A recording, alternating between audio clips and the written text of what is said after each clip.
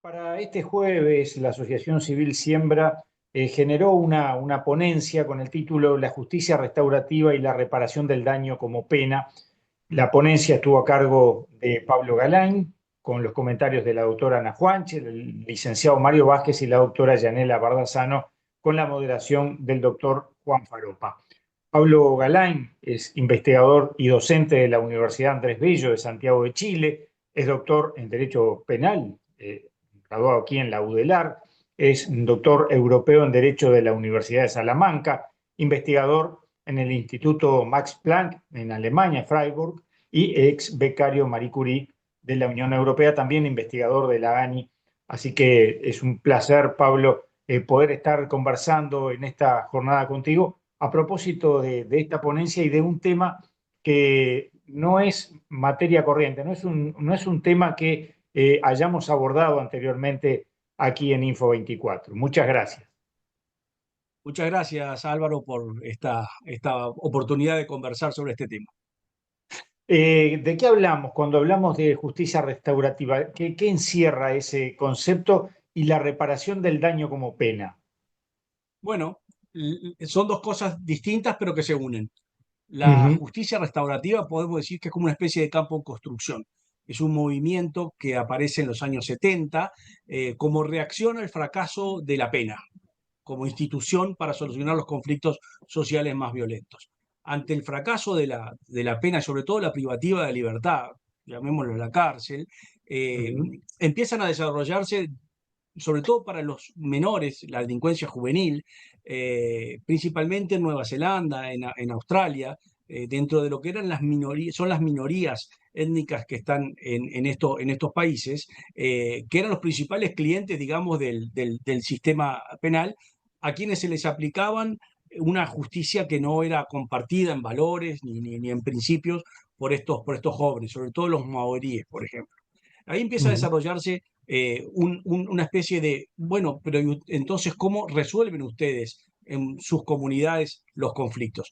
Y empezaron a darse cuenta de que los resolvían de otra manera, integrando a la comunidad, integrando a la sociedad, en círculos, en reuniones. Por eso muchas de las herramientas que forman este campo en construcción, que es la justicia restaurativa, tienen que ver la palabra círculo dentro, ¿no? Círculos familiares, círculos de conferencia, esta costumbre de solucionar los conflictos pacíficamente en círculos, integrando a la comunidad, porque la comunidad es parte de alguna manera también de los conflictos y de sus autores y de sus víctimas. Es hacerse cargo de alguna manera de los conflictos sociales más violentos, en contraposición de lo que tenemos nosotros en Occidente, que es un sistema absolutamente paternalista, con un Estado castigador, un Estado que se considera la víctima del delito porque ha sido lesionado en su majestad, que es la titularidad de las normas, ¿no?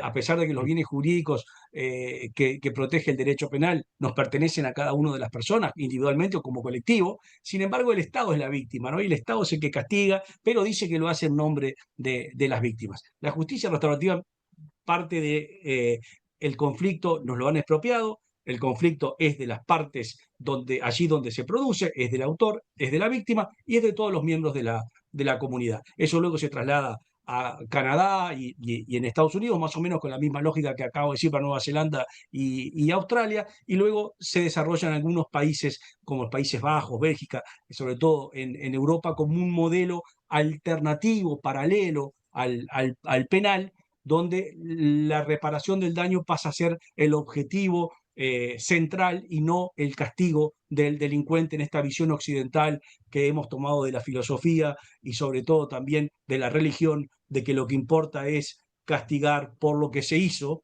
¿eh? Con la intención de que no se vuelva a hacer, pero sobre todo porque sea pecado, ¿no?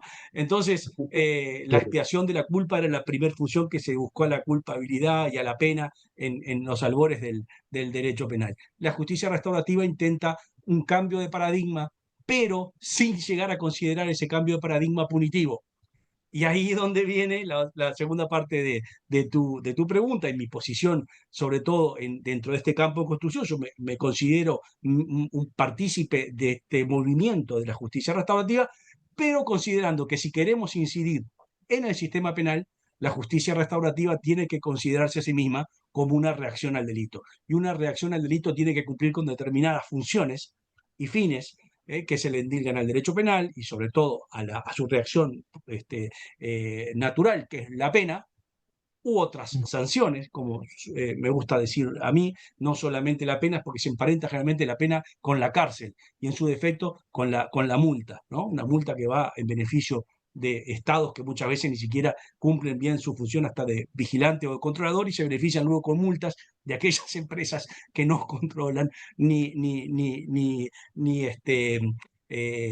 vigilan como deberían. Entonces, en mi consideración, la reparación del daño es un equivalente funcional de la pena. La reparación del daño voluntariamente aceptada por el autor, negociando, mediando con la víctima, que también debe de participar voluntariamente, y donde puedan participar perfectamente miembros de la comunidad, miembros que están del lado apoyando al autor, apoyando a la víctima, miembros interesados en que se resuelva un conflicto. Hoy en día los delitos en su mayor parte se cometen en el mismo lugar donde vive el autor y la víctima, generalmente, ¿no? Pero Claro. además, cuando los delitos son, por ejemplo, medioambientales, se solucionan con litigios allí donde está la casa matriz de las empresas multinacionales, que no tiene nada que ver a dónde están las víctimas. Si bajamos eso a la justicia restaurativa, por lo menos en mi propuesta, las empresas deberían de estar mediando cómo reparar estos daños allí donde están las víctimas. Y no tengo por qué Ujú. meter un derecho penal de multas millonarias que incluso pueden hacer cerrar una empresa que sea la única fuente de trabajo incluso de esas propias víctimas, revictimizando más de una vez a las víctimas, por ejemplo, de casos que tienen que ver con daños al medio ambiente, ¿no? Mm. Entonces, no sé Mencionás si... allí. Sí, vamos entendiendo más. Tú me decías algo fuera de micrófonos, ahora vamos a ir a eso. Pero tú hablabas recién, por ejemplo, de los conflictos medioambientales, ¿no? Por ejemplo, un tema medioambiental. Pero también hay otros, ¿no? Porque tenemos, yo qué sé, por ejemplo, asesinatos en la sociedad, tenemos defraudaciones, en algunos casos masivas, tenemos violaciones a menores. Digo, cada delito debe analizarse por separado seguramente y es posible analizarlo desde esta óptica.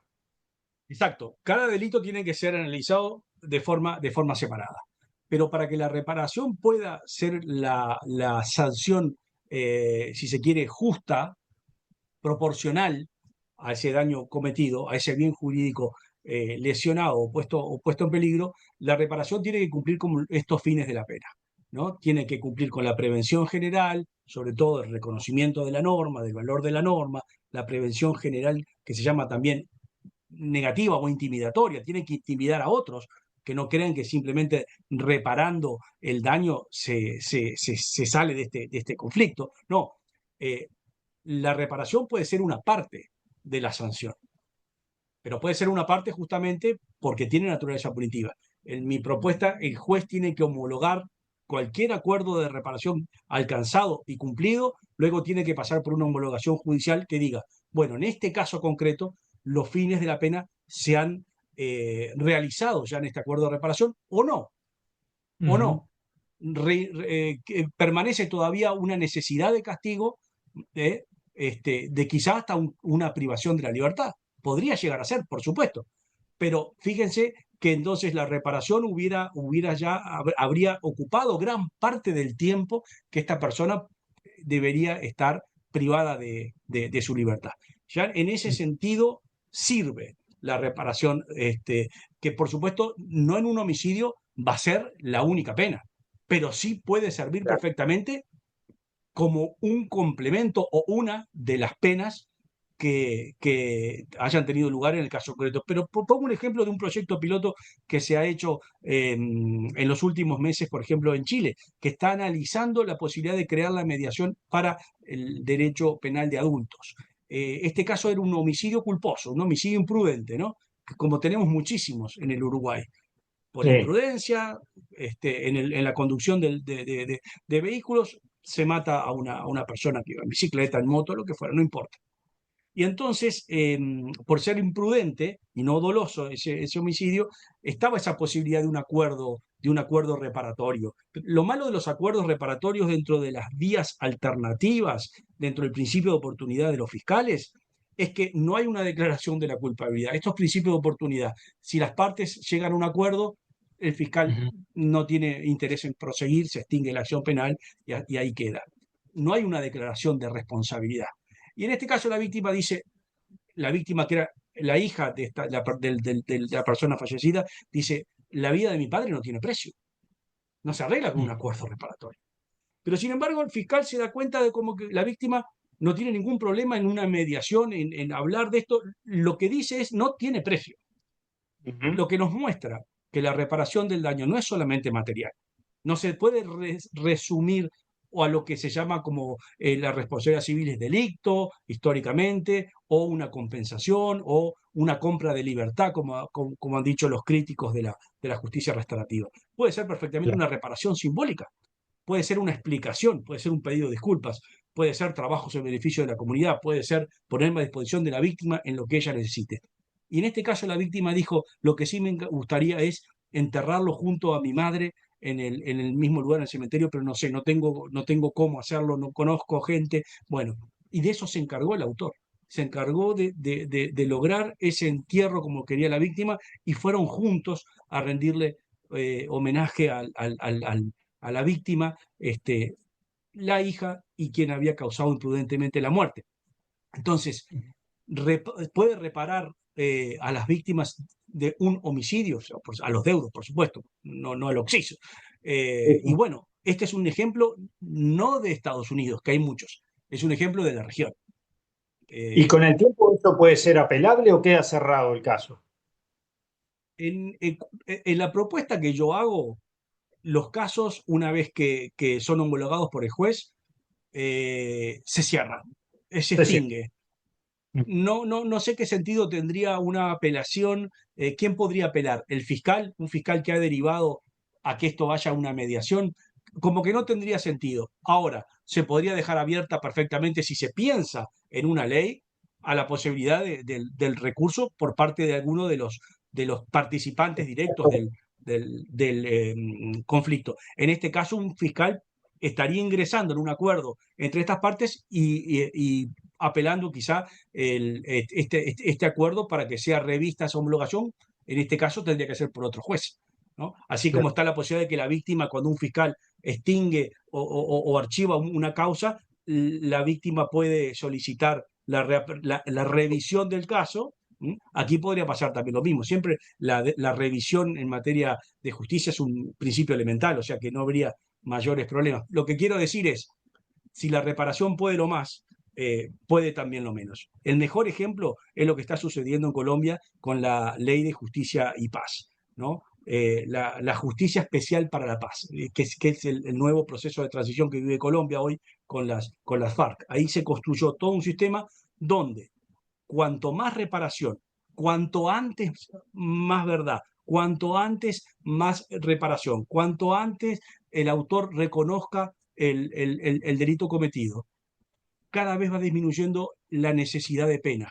Es como que el merecimiento de pena va bajando según el autor reconozca y diga, por ejemplo, dónde están los desaparecidos. Entonces, a lo que le correspondería quizá una pena de 40 años, como mínimo, una perpetua, fíjense que esa reparación rápida de los desaparecidos están enterrados en tal lugar, le disminuye la pena a un máximo de 8 años. Ujú. Dirán, Aún en bueno, caso pero de delitos de lesa humanidad. aún en casos de lesa humanidad, porque el objetivo fundamental de ese proceso es la reintegración inmediata de quienes están en grupos organizados, armados, llamémosle guerrilleros, llamémosle disidentes, pongámosle el nombre que queramos, pero fuera de la ley, ¿no? Entonces, para reintegrarlos a la sociedad, se puso como objetivo principal justamente la pacificación social. Eso es lo que está detrás de la justicia restaurativa. Entonces, si la pacificación social puede llevar en lugar de una condena perpetua a una condena de 8 años, pero que ha cumplido con la reparación, con la verdad y de alguna manera también con la justicia. Y si se brindan garantías de no repetición, que es lo que exige la Corte Interamericana en los casos de lesa humanidad, ¿quién nos puede decir que ese sistema no funciona? Creo que funciona incluso mejor porque va a haber cárcel, por más que se repare rápidamente, por más que se conozca la verdad, hay una necesidad de cárcel.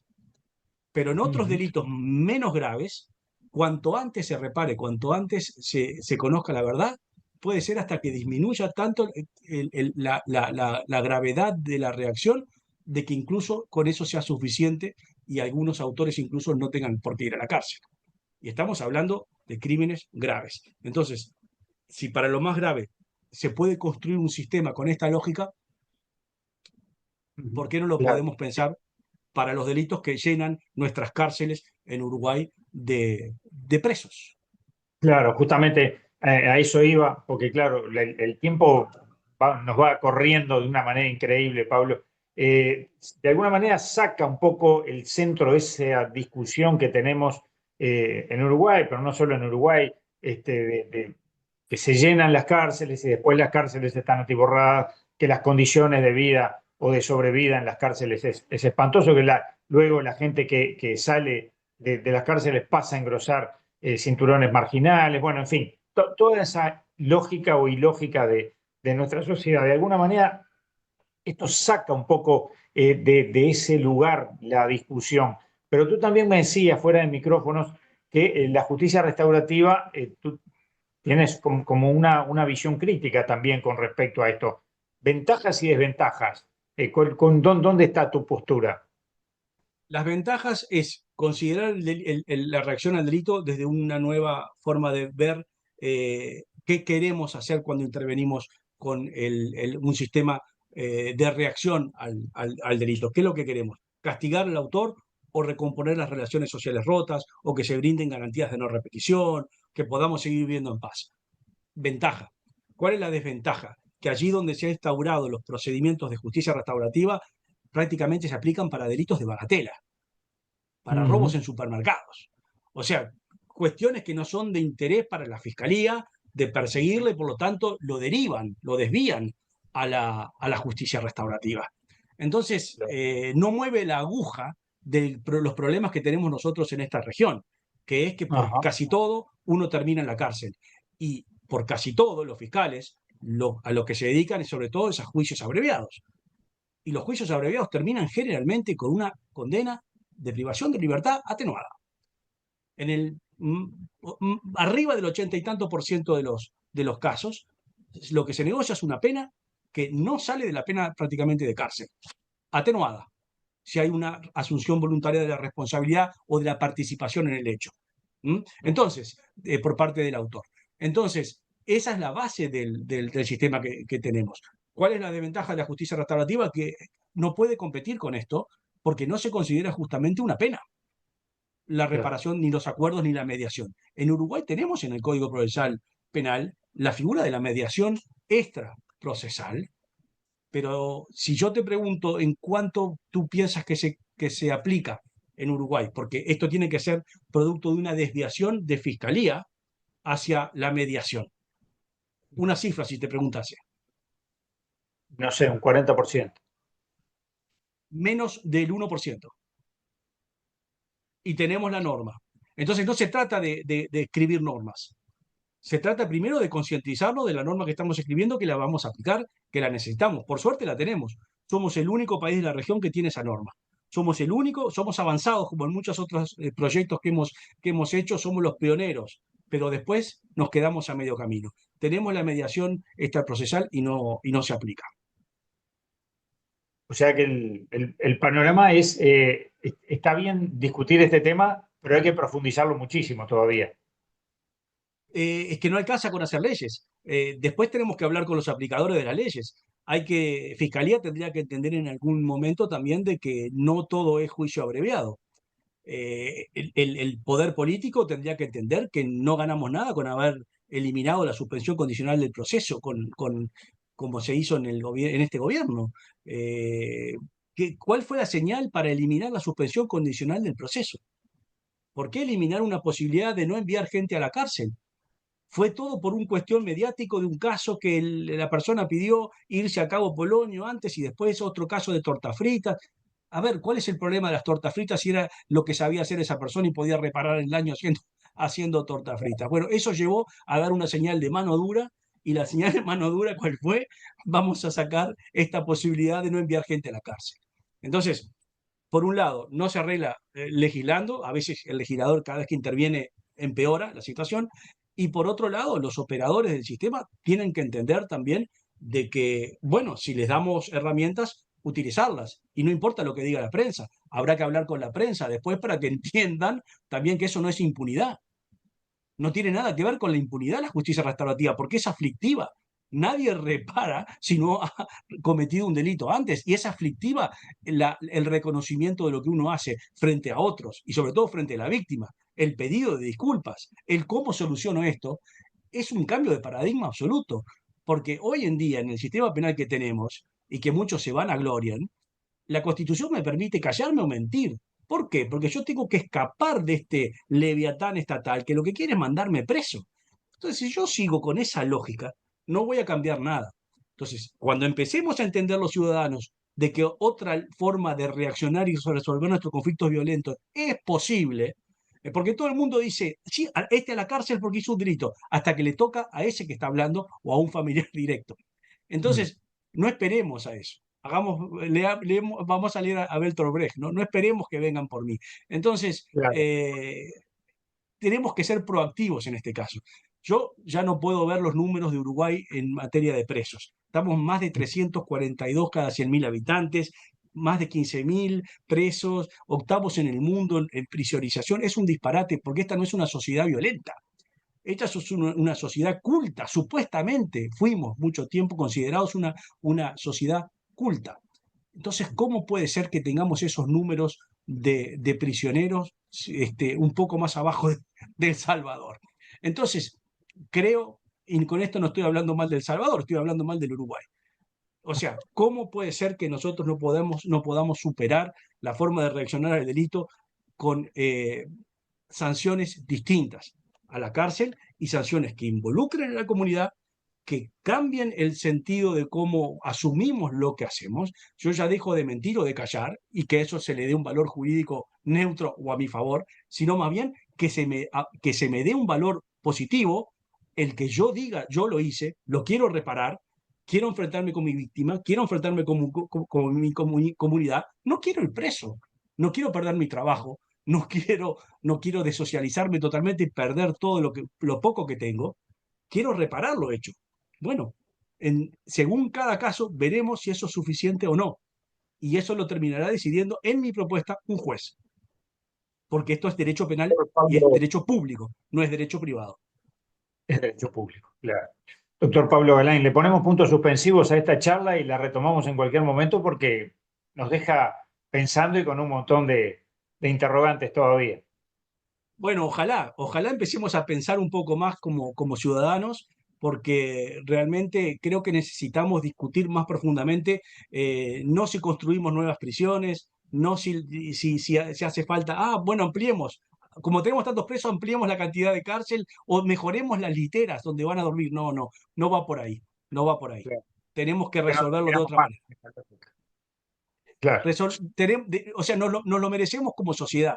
Por lo menos la sociedad uruguaya que yo quiero integrar es una sociedad que me ofrezca la posibilidad de actuar de manera racional, de manera, si se quiere, no con paternalismos de Estado, sino más bien usted hágase cargo, que eso va a tener un valor, le vamos a reconocer el que usted se haga cargo y que usted quiera afrontar lo mal hecho y rehacer lo mal hecho. Entonces, si empezamos a pensar con esas otras lógicas, quizá podamos empezar a sentarnos en una mesa y ver que puede haber otras opciones a más cárceles. Esperemos que sí. Nos reencontramos próximamente. Muchísimas gracias por estos minutos. Gracias, Álvaro.